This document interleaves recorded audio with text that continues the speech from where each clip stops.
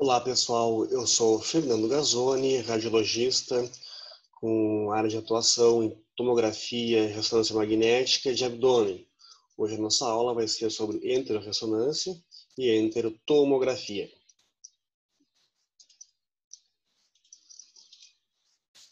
Então, a principal indicação para o estudo do intestino delgado por enterotomografia ou enterorressonância é a doença de Crohn. Existem algumas outras indicações que são menos importantes, como doença celíaca, enterite, actínica, esclerodermia, neoplasias e síndromes de polipose. A vantagem desse método é que tu tem uma avaliação dentro do lúmen e fora do lúmen, ao contrário dos exames endoscópicos. Tem capacidade multiplanar e avalia outros achados, além do intestino, como linfonodopatias, fístulas, abscessos e outras complicações. O objetivo do exame de enterotomografia ou enterorressonância é a avaliação do intestino delgado. Então, por isso, o intestino delgado tem que ser distendido, preenchido com algum tipo de contraste, certo? A gente dá esse contraste, né, via oral, tanto na enterotomo quanto na enterorressonância. Na enterotomo é um exame mais simples, a gente faz o contraste oral, né? E depois o paciente fica em decúbito ventral, porque as alças de intestino delgado se espalham, né, melhor, a gente consegue ver elas melhor. E tu faz então na fase simples e depois injeta o contraste na fase venosa, tá? A RM a gente vai explicar mais adiante.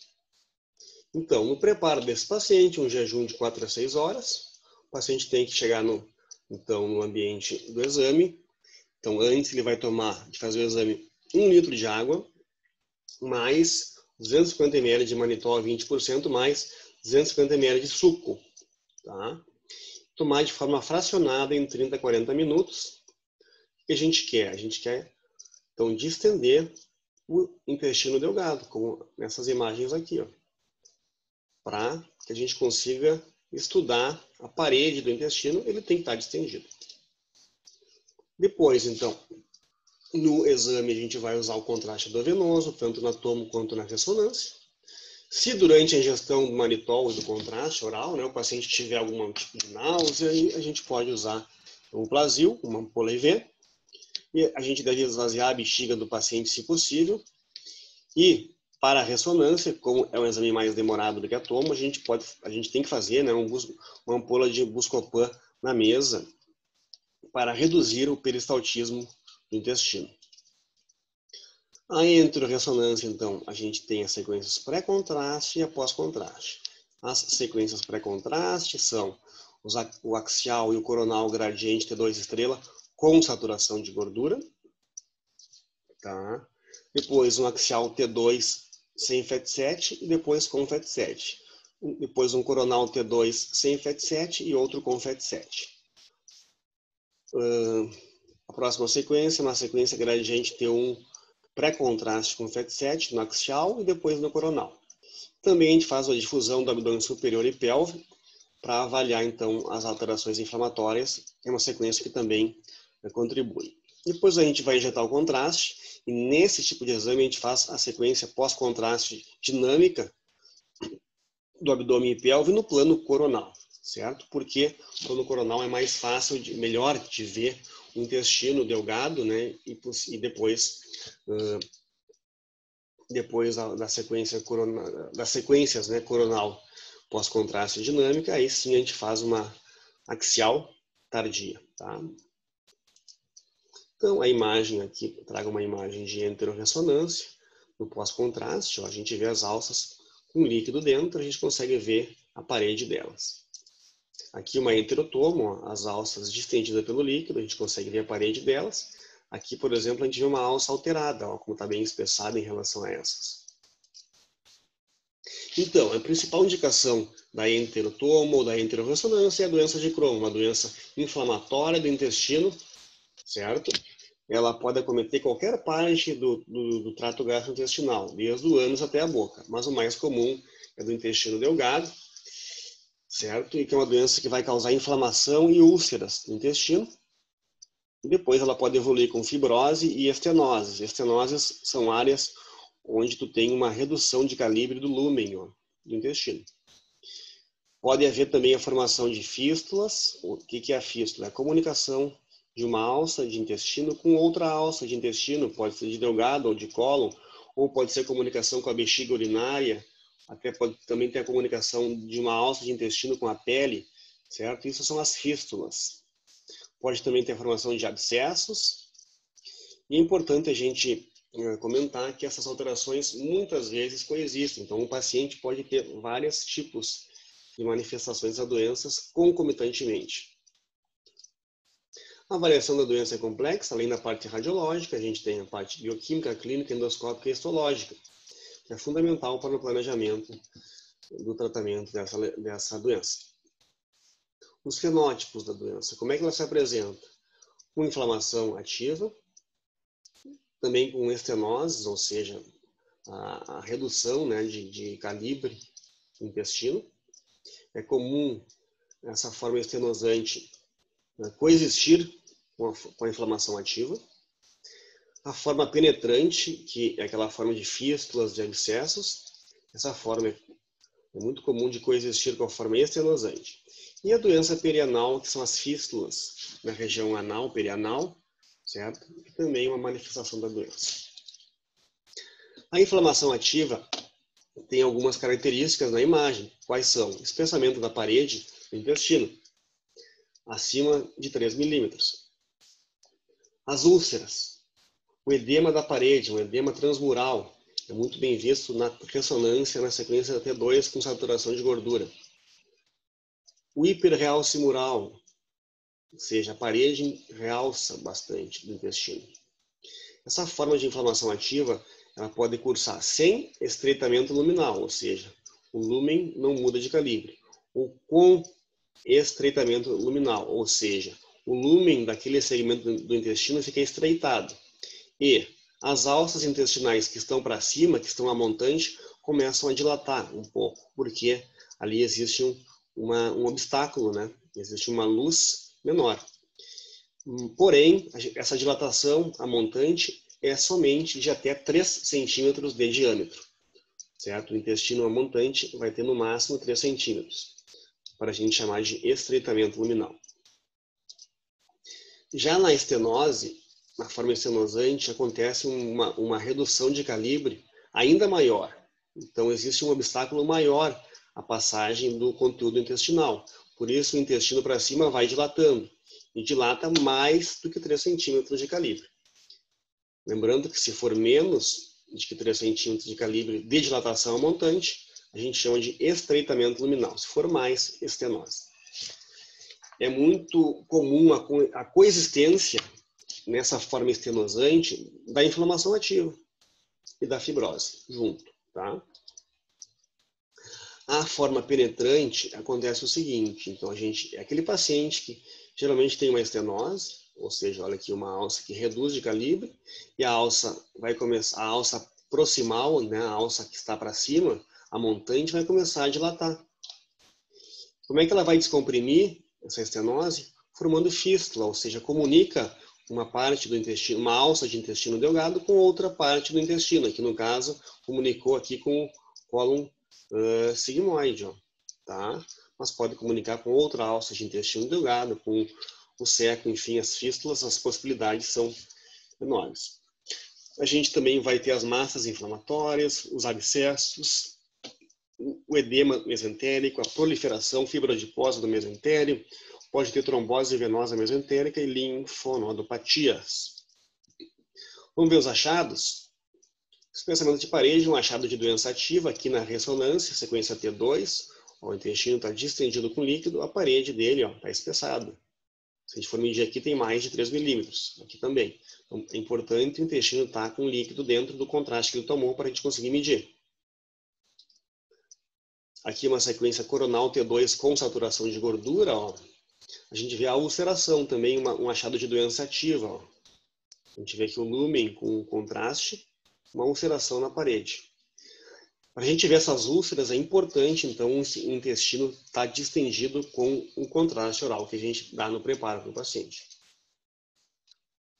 Aqui, de novo, uma sequência T2. Ó, a gente vê as úlceras. A gente vê também essa parede intestinal, um hipersinal T2, representa edema. Na difusão, a gente faz também no protocolo, a gente vê que existe restrição à difusão, ou seja, corroborando, né, que existe uma inflamação ativa naquele segmento. Então, esse achado de edema transmural com hipersinal T2 da parede é um achado da edema, que representa edema da mucosa e submucosa e inflamação ativa. Aqui uma sequência T2 com saturação de gordura, a gente vê que a parede da alça tem um hipersinal T2, doença ativa. É importante para diferenciar do espessamento somente fibroso, porque esse espessamento fibroso tem baixo sinal em T2. Então, aqui um exemplo, uma sequência coronal T2 com saturação de gordura, ó, a gente tem uma banda preta aqui. Ó. Isso aqui é fibrose, um hipossinal T2. Não tem inflamação. Se fosse inflamação, ia ter um hipersinal T2. A gente também tem que avaliar o tipo de realce da parede do intestino. Tem alguns padrões, né? O realce estratificado representa doença ativa. O hiperrealce difuso também representa doença ativa com inflamação transmural. O hiperrealce na tomografia, por exemplo, de mais de 109 UH representa atividade. A fibrose não impregna ou pode ter um realce leve. O realce estratificado, que a gente tanto fala, o que é? Então, aqui a gente tem a parede do intestino, aqui tem o lume. A gente vai ter uma camada da mucosa, uma camada da submucosa e da muscular. Então, realce estratificado é quando tem um hiperrealce aqui da camada interna, da mucosa. Depois a submucosa tem edema, ela não realça, fica sem realce. E a muscular tem hiperrealce, então forma um alvo. Um realce estratificado, aqui a gente vê também, representa a doença ativa. Aqui um outro caso, uma sequência T2, onde a gente tem uma ulceração aqui nessa alça, tem um hiperrealce. De novo, aqui uma ressonância, uma enterorressonância, uma alça de intestino, então com aumento de realce pelo contraste das suas paredes. Representa a doença ativa. Aqui um caso T2, uma imagem de um caso, né, com doença ativa no plano coronal T2. A lesão, então a alteração tem hipersinal na parede. Vejam que aqui é uma sequência T2 com saturação de gordura. É mais fácil de ver o edema. O edema salta mais aos olhos na sequência T2 com saturação de gordura. Fica esse alto sinal, esse hipersinal por edema. Na difusão também, ó, tem hipersinal, tem restrição à difusão, representa edema, inflamação aguda. E no pós-contraste também tem um hiperrealce desse segmento, então todos esses achados representam um processo inflamatório em atividade no ilho terminal. O sinal do Combsign, o sinal do Paint, o que é isso? É um aumento da vascularização mesentérica. Então, toda essa circulação mesentérica fica proeminente, ó, junto aonde tem uma alça de intestino com hiperrealce, achados de doença ativa. Ó, de novo, aqui numa tomografia, uma reconstrução coronal, a gente vai ter as alças normais lá e aqui uma alça espessada com hiperrealce e o sinal do Paint, Combsign, doença ativa. Aqui no caso, a gente também tem uma doença ativa, ou seja, uma alça espessada com hiperrealce, né?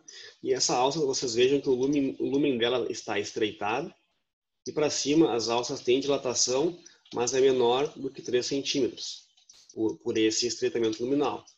Então a gente chama isso de um segmento de intestino espessado com estreitamento luminal mais doença ativa. Aqui no plano axial a gente vê essa alça espessada com doença ativa.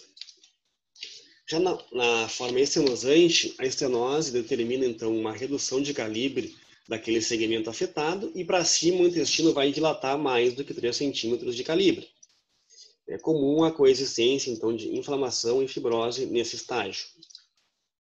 Ó, aqui a gente tem uma alça de intestino, um hiperrealce, né, aqui na camada interna, e para cima, ó, tá dilatado. Se a gente medir aqui, tem mais do que 3 centímetros, tá? Uma lesão estenosante e que também tem componente de doença ativa. Aqui, de novo, em cima, um caso onde a gente mostra a tomografia de uma alça espessada com hiperrealce aqui da camada interna, sugerindo doença ativa, e vejam como o lumen da alça aqui está reduzido, ou seja, passa pouco conteúdo intestinal. Aqui a alça que está proximal, está dilatada, está com mais do que 3 centímetros de calibre. Então, uma doença estenosante, com dilatação, né, da alça proximal, e também com doença em atividade pelo realce, inflamação ativa. Ó, na ressonância, desculpa, aqui embaixo, um outro caso, onde a gente tem essa alça, com espessamento, com hipersinal T2 na parede, um hiperrealce e uma alça com doença ativa, e causa uma certa redução de calibre. Ó. E para cima, a dilatação das alças que estão lá para cima é maior do que 3 centímetros, então uma estenose com doença ativa.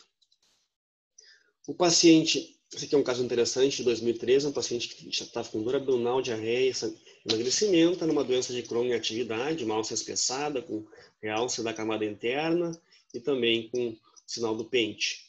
Em 2017, esse paciente mudou um pouco o perfil. Ó. Essa alça aqui ficou espessada, mas com redução. Ó. O lumen reduziu e a alça que está proximal está dilatada mais do que 3 centímetros. Então, formou uma estenose ali. Tá? E a doença penetrante é aquela doença onde vai formar as fístulas, ou seja, a comunicação entre os segmentos do intestino, entre si, ou com a bexiga urinária, ou com a parede abdominal. Certo? Essas fístulas são a maneira do intestino que está estenosado descomprimir.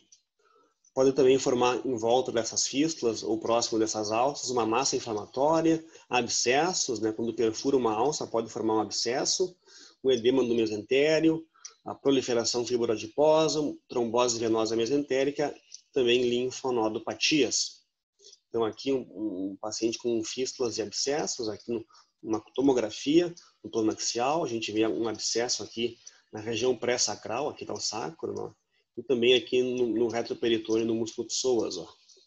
A gente vê alças do intestino delgado, ó, aqui e aqui também uma parte do cólon sigmoide, que convergem, formam trajetos fistulosos, formam fístulas que se comunicam entre si e depois se comunicam com esse abscesso na região pré-sacral e esse abscesso aqui no músculo iliopsoas. Uma doença com fístulas e abscessos. Aqui um caso, uma doença com fístulas, numa tomografia no plano coronal, a gente vê então essas alças estão convergindo entre si para um ponto em comum, estão se comunicando, né? Se comunicam também com o cólon, em fístula de alça de intestino delgado também com o cólon à direita, com fístulas entéricas e enterocolônicas. E aqui esse mesmo paciente no plano axial, as alças estão se comunicando também com o cólon, então formação de fístulas. Aqui as fístulas podem ser complexas, né? No caso aqui uma alça espessada, a comunicação de várias alças, olha essa aqui de cima, depois essa outra aqui o cólon sigmoide, ó, também se comunica, então com fístula complexa. E essas alças, ó, então se comunicando com o cólon sigmoide, aqui a gente tem o seco, ó, as alças de intestino delgado, e essas alças também se comunicam com a bexiga urinária. Uma fístula complexa. Uma fístula enterocutânea, que é quando o intestino, então, apresenta um trajeto fistuloso que vai comunicar o intestino lá na superfície cutânea, onde vai ter um orifício e vai drenar esse conteúdo do intestino. Pode também formar essas massas inflamatórias, então aqui a gente tem uma alça de intestino delgado espessada, bem infiltrada em volta, a gente tem, tá, aqui está a alça, próximo da alça, atrás aqui, essa massa inflamatória, ó. Aqui, ó, esse plastrão, essa inflamação, então está próximo dessa alça, né? Então é uma doença penetrante com a formação de esse plastrão, dessa massa inflamatória adjacente. Aqui no plano coronal, ó, a alça espessada, e aqui a massa inflamatória no plano coronal, a gente vê também a continuidade aqui desse processo inflamatório que está fora do intestino, né? Por isso uma doença penetrante, uma doença que está comunicando aqui essa região da fossa ilíaca direita do abdômen. Pessoal, meu muito obrigado e até a próxima aula.